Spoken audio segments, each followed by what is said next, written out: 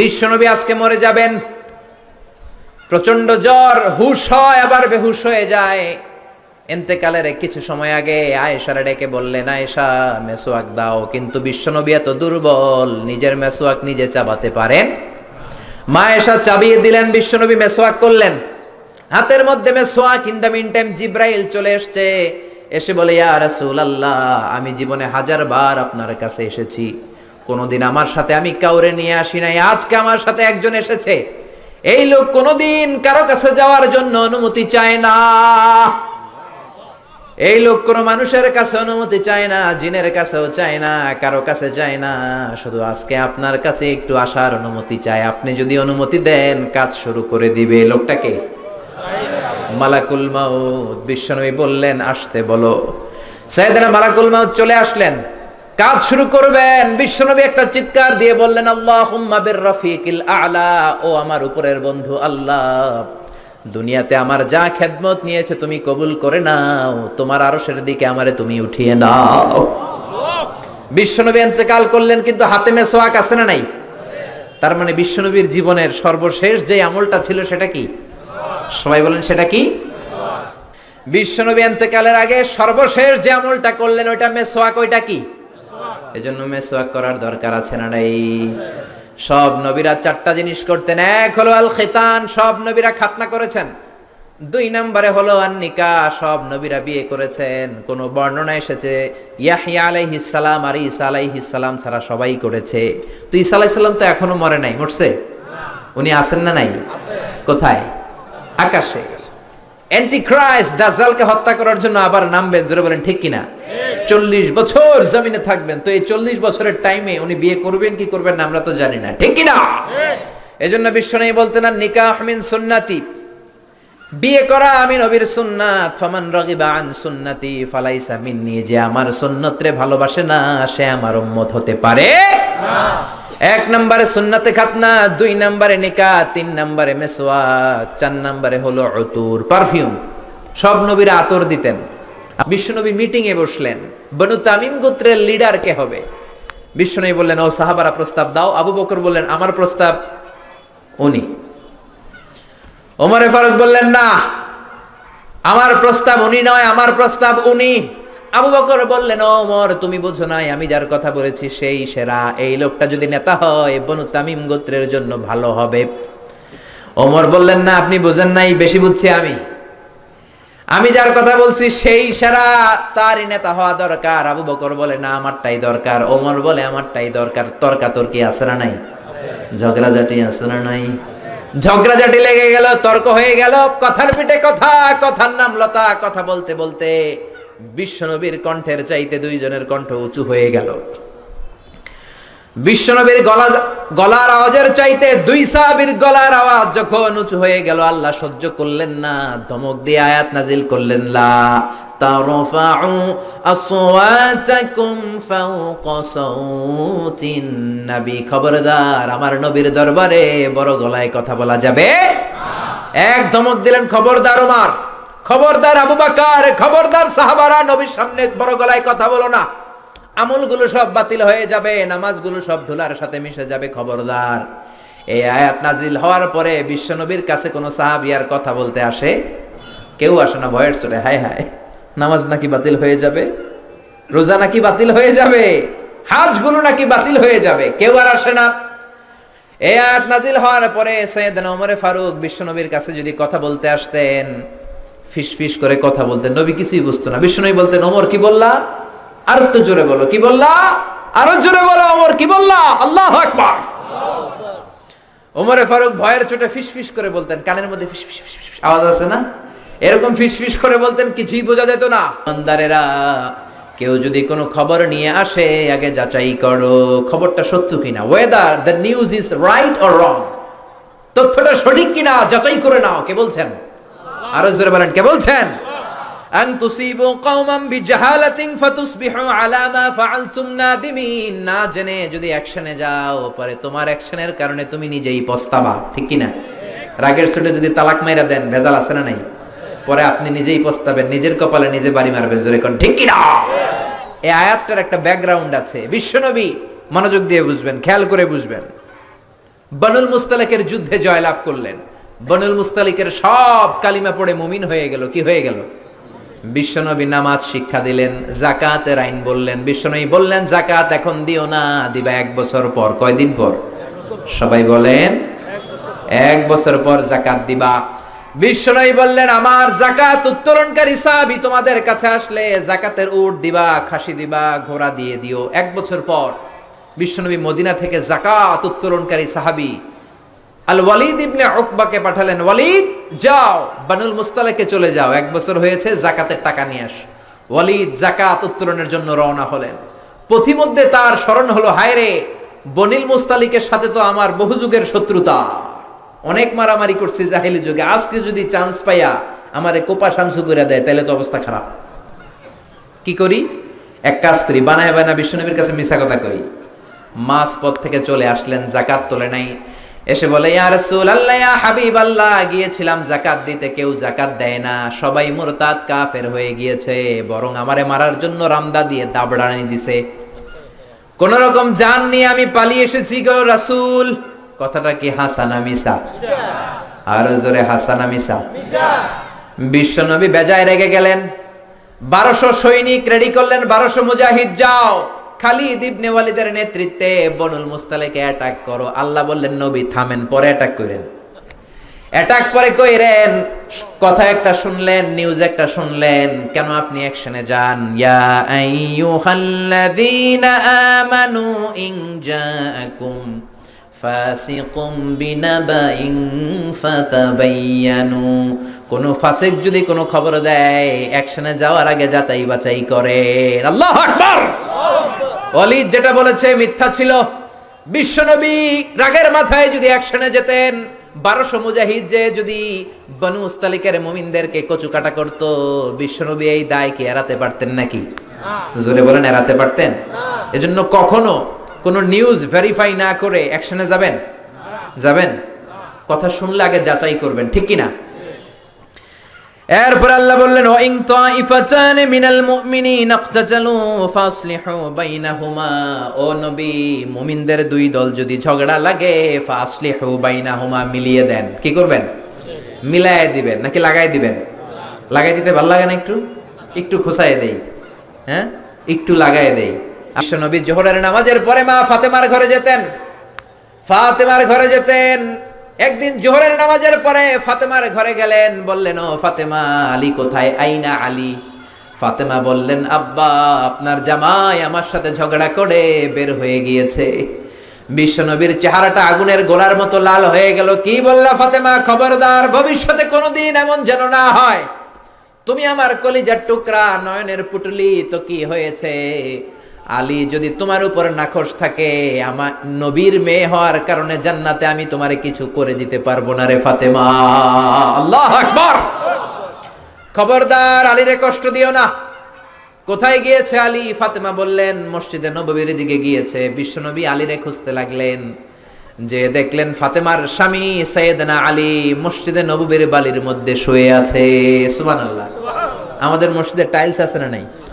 Air condition? Turkmenistan থেকে আনা carpet আছে না নাই? মসজিদে নববীতে কিছুই ছিল না, বালির মসজিদ, ওই বালির মধ্যে শুয়ে আছে। বালিকে আরবিতে বলে তুরাব। বালিকে আরবিতে কি বলে? বিশ্বনবী আলীর ডাক দিলেন, ইয়া আবা তুরাব, ও বালির বাবা আলী। কি বললেন? ও বালির বাবা আলী, কি হয়েছে? কথা কয় না, কারণ গোসা আছে না নাই? আমনের মায়া এতক্ষণ আমারে গুতাইছে, আমনে এখন কি কন?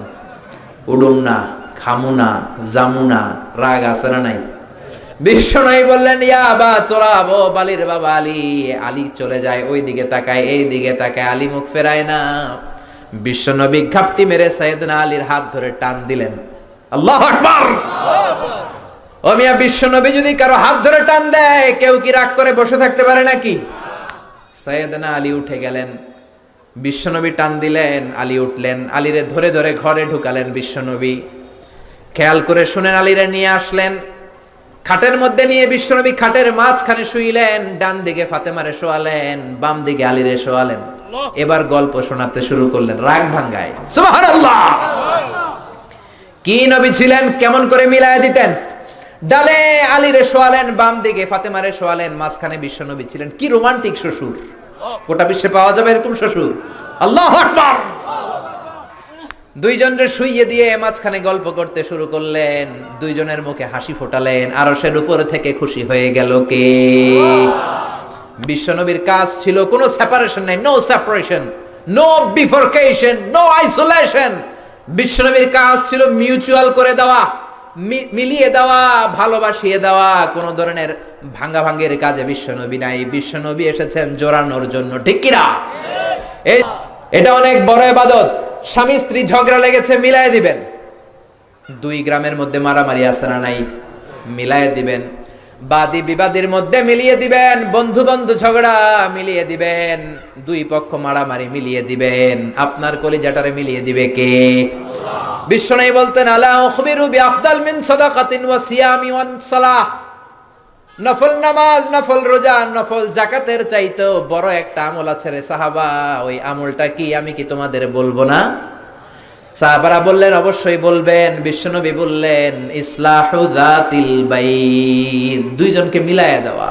নামাজের চেয়েও সওয়াব। সারা রাত তাহাজ্জুদ পড়লে যেই সওয়াব, ঝগড়া লাগছে ওদেরকে মিলায়ে দিলেন ওই সওয়াব। সুবহানাল্লাহ, আরো জোরে সুবহানাল্লাহ। মিলায়ে দিবেন। শাশুড়ি বউ ঝগড়া লেগেছে, বসেন। বসা হয় না, ঠিক কিনা? শাশুড়ি আর বউ তো ঝগড়া লাগবে। শাশুড়ি এক আমলের, বউ আরেক আমলের। শাশুড়ি এক জেনারেশন, বউ শাশুড়ি এক মাইন্ডেড বউ। এজন্য দুজনকে নিয়ে বসেন, মিলায়া দেন। বিশ্বনবীর কাজ ছিল মিলায়া দেয়া, মিউচুয়াল আন্ডারস্ট্যান্ডিং করা। বিশ্বনবী দুনিয়ায় এসেছেন মিলায়া দেওয়ার জন্য। সুবহানাল্লাহ। বিজন্য স্লোগান দিবেন, মিলাও মিলাও, নাকি বলবেন জ্বালাও জ্বালাও? জ্বালাও জ্বালাও কইবেন? খালি কয় জালো জালো, আগুন জ্বালো। আগুন জ্বালবি কেন? বলবার ঢালো ঢালো, পানি ঢালো, ঠিক কিনা? মিলাই দিবেন। বিশ্বনবীর কাজ ছিল মিলানো। বিশ্বনবী মক্কা থেকে মদিনায় যাওয়ার আগে মদিনার মধ্যে দুইটা বড় বড় গোত্র ছিল। একটার নাম ছিল আউস। কি নাম? আরেকটার নাম ছিল কে জানে? আরেকটা ছিল খাজরাজ। ছেলেরা কয়, বাবা আমারে কোপাইছিল, তুইও কোপাবি। পোলায় মরার আগে নাতিরে কয়, তুই কোপাবি, গারে কোপাবি, গিরায় গিরায় কোপাবি। আমাদের 14 গোষ্ঠী কোপাইছে, তোরাও কোপাবি। এই যুদ্ধ যেন না থামে। সবাই কোপা। সবাই কি? এই কোপা কবি বাংলাদেশেও আছে না নাই? বিশ্ববিদ্যালয়ের হলগুলার ভেতরে আছে না নাই? যারা নামাজ পড়ে, যারা তাহাজ্জুদ গুজার, যারা ইসলামী সাহিত্য পড়ে, যারা কোরআন নিয়ে বসে, এদেরকে কোপায় কি কোপায় না? যেই মেয়েগুলো পর্দা করে, কোরআন শিক্ষার আসর করে, ওই মেয়েগুলোরে গ্রেফতার করে কি করে না? খবরদার, এই মেয়েগুলার কারণেই বাংলার জমিনে রহমতের বৃষ্টি ঝড়ে। ওই তাহাজ্জুদ গুজার ছাত্রগুলোর কারণেই বাংলার জমিনে ধান আর গম ফসল ফলে, ঠিক না? এদেরকে যদি জেলে পড়া হয়, এদেরকে যদি জুলুম করা হয়, বাংলার জমিনে আযাব আর গজব আসতে দেরি হবে না। কথা বোঝা যায় না? কঠিন? সহজ না কঠিন? সহজ না কঠিন? 120 বছরের যুদ্ধ। বাবা মারা যাওয়ার আগে ছেলেরা বলে, কোপাবি। কি করবি? পোলায় তার পোলারে কয় কোপাবি। 120 বছরও যেই যুদ্ধ বন্ধ হয় না। বিশ্বনবী মক্কা থেকে মদিনায় হিজরতে গেলেন। 1 সপ্তাহের মধ্যে আউস আর খাজরাতের 120 বছরের যুদ্ধ বন্ধ করে ভাই ভাই বানিয়ে দিলেন। ভাই ভাই বানিয়ে দিলেন। বিশ্বনবী মিলিয়ে দেওয়ার পরে আউসের সর্দার খাজরাজ গোত্রের সর্দারের কাছে ওট রান্না করে ওটের গোশত পাঠায়। আবার খাজরাজ গোত্রে বিয়ে হলে আউস গোত্রের লোকদের দাওয়াত দেয়। সুবহানাল্লাহ কইবেন না?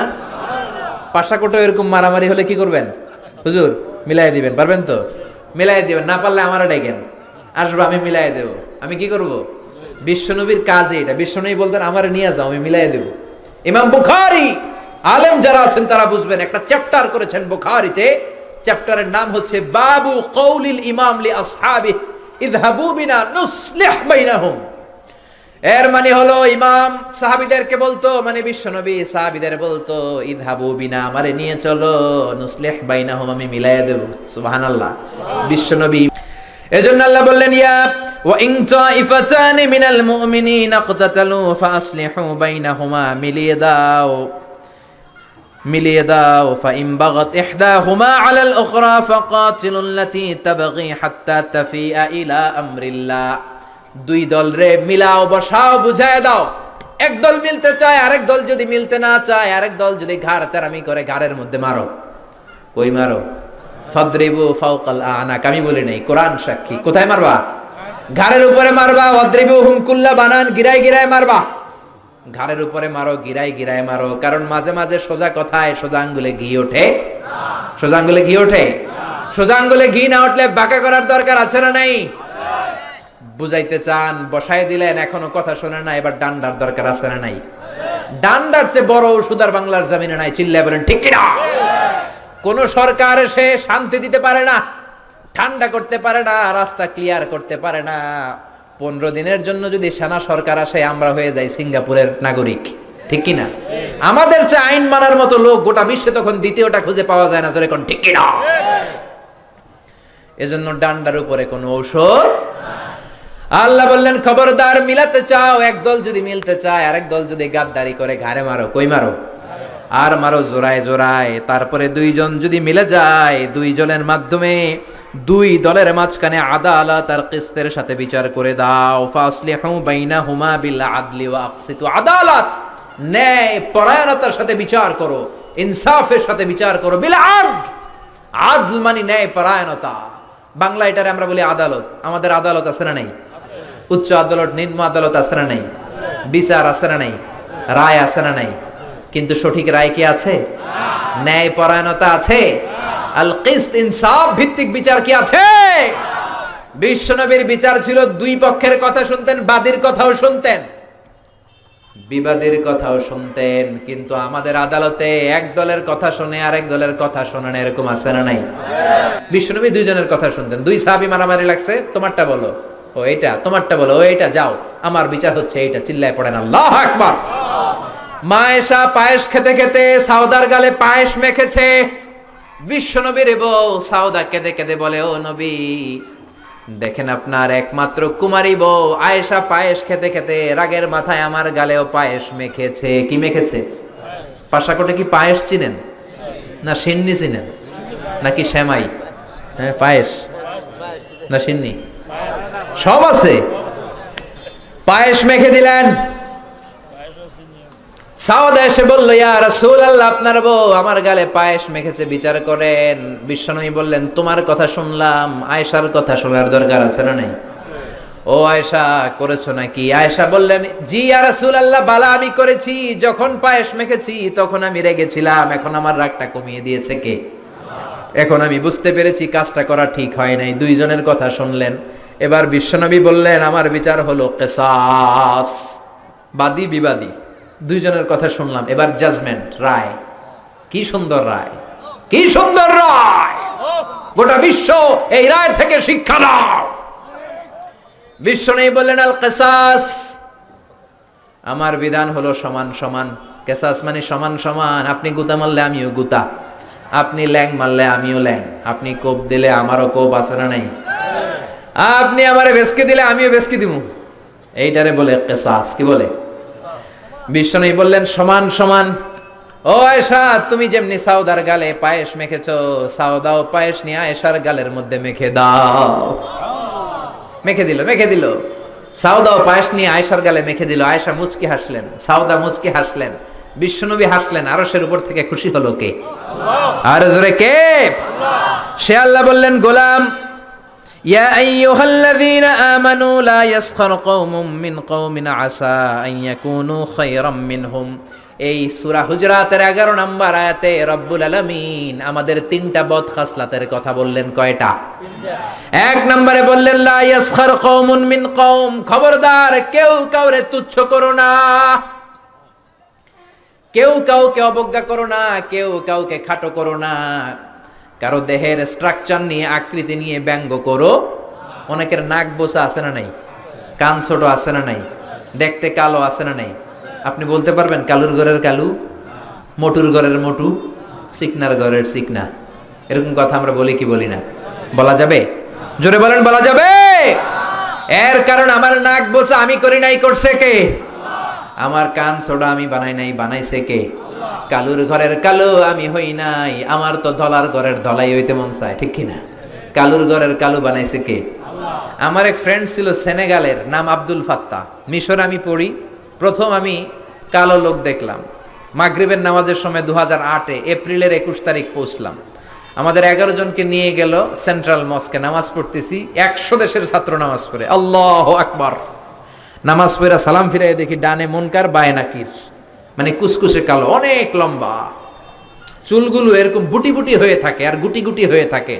আজীবন খবরে দেখতাম, ওই যে নেলসন ম্যান্ডেলারে দেখতাম খবরে, এটিএন বাংলার খবরে দেখা যেত আফ্রিকা মানুষ, এবার সরাসরি দেখতেছি এদিকে একটা ওইদিকে একটা। আমি মনে করছি এটা মুনকার, ওইদিকে নাকির। আর বাংলাদেশে আমরা আসতে বলি আমিন, ঠিক কিনা? সৌদি আরবে জোরে কয় আমিন।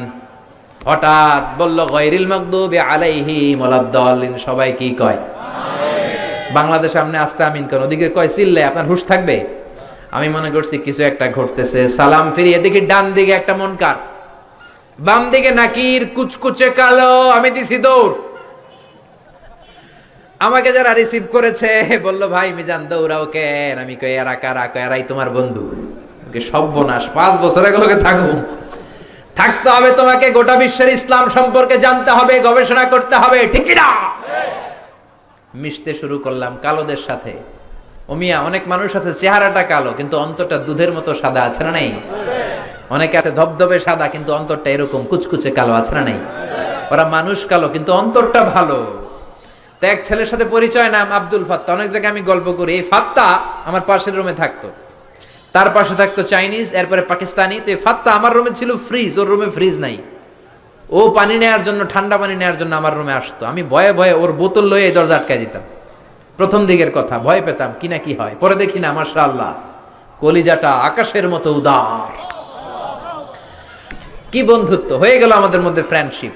একবার আইসা বলে, এই Mizan, how did you become so white? আমি এত কালোর কালো, তুই এত সাদা চামড়ার হলি কেমনে? আমরা তো কালো কেন, চুলগুলো বুটি বুটি কেন? ইসলাম বলে there is no difference between black and white, between upper and lower, between the richer section of the society and poorer section of the society. Everyone is equal, completely equal, totally equal, 100% equal in the eyes of Islam. চিল্লায় বলেন আল্লাহু আকবার। ইসলাম বলে কালো সাদায় পার্থক্য নাই, ঠেলাওয়ালা কুলি মজুর, দিন মজুর, প্রধানমন্ত্রী প্রেসিডেন্টে পার্থক্য নাই। আপনি মসজিদে যদি ঢুকেন, প্রেসিডেন্ট যেই কাতারে দাঁড়াবে, কুলিওয়ালা ঠেলাওয়ালা ওই কাতারে দাঁড়াবে, ঠিক কি না? ইন্না আকরামাকুম ইনদাল্লাহি আতকাকুম, আল্লাহর কাছে সেই সেরা যার তাকওয়া বেশি, ঠিক কি না? যার অন্তরে আল্লাহর ভয় বেশি, ঠিক কি না? সে আল্লাহ বললেন, গোলাম লা ইয়াসখার কওমুন মিন কওম, খবরদার আমার কোন বান্দার চেহারা নিয়ে কুৎসা রটনা করবা না। মোটুর বাচ্চা মোটু বলবা না, কালুর ঘরের কালু বলবা না। ওরে কালু বানাইছে কে? তোমারে ধলা বানাইছে কে? ওয়াল্লাযী ইউসাউইরুকুম ফিল আরহামি কাইফা ইয়াশা, লা ইলাহা ইল্লা হুয়াল আজিজুল হাকীম। তিনি এমন আল্লাহ, তুমি যখন তোমার মায়ের পেটের ভেতরে ছিলা তখন তোমার চেহারার স্ট্রাকচার দিয়েছিল কে? মায়ের পেটে যখন একটু ছিলাম, গোশতের টুকরো, তখনই তো আমাদের চেহারা হয়ে গিয়েছে। চেহারা আমরা বানাই নাই, চেহারা দিছে কে? প্রত্যেকের চেহারা আল্লাহ যদি প্রত্যেককে বানানোর অর্ডার দিত, সুযোগ দিত, আমরা প্রত্যেকে আমাদের প্রত্যেকের চেহারা ইউসুফ নবীর মতো সুন্দর করে বানাতাম, ঠিক কিনা? নাকি কালো বানাইতাম? কেউ আমরা কালো বানাইতাম, নাক বোসা বানাইতাম? প্রত্যেক নারী তাকে বিশ্ব সুন্দরী করে বানাতো, প্রত্যেক নারী তাকে জুলাইখার মতো পরি করে বানাতো, প্রত্যেক নারী ঐশ্বরিয়া রায় হয়ে যেত, ঠিক কিনা? কিন্তু চেহারাটা আমার কেমন হবে এটা আল্লাহ আমার হাতে দেয় নাই, করেছে কে? এই জন্য কালুর ঘরে কালু বলে যদি ভেস্কি দেন, ভেস্কিটা ওরে দেন নাই, দিয়েছেন কারে? কারণ ওরে কালো বানিয়েছে কে? সাইয়েদনা ইবনে মাসউদ, ওনার পা ছিল চিকন, খেজুর গাছে খেজুর পাড়তে উঠলেন, চিকন পা, কেউ কোনোদিন দেখে নাই। ওই দিন বাতাসের ঝাপটায় কাপড় উপরে উঠেছে, সবাই চিকন পা দেখেছে। সাহাবারা হাসাহাসি শুরু করলো। বিশ্বনবী ডাকলেন, সাহাবারা রে, ইবনে মাসউদের পা চিকন দেখে তোমরা হাসাহাসি করো, আমার ইবনে মাসউদের পা দুইটা যদি মিজানের পাল্লায় রেখে দেয়া হয়, কিয়ামতের দিন পা দুইটা উহুদ পাহাড়ের সমান ভারী হয়ে যাবে।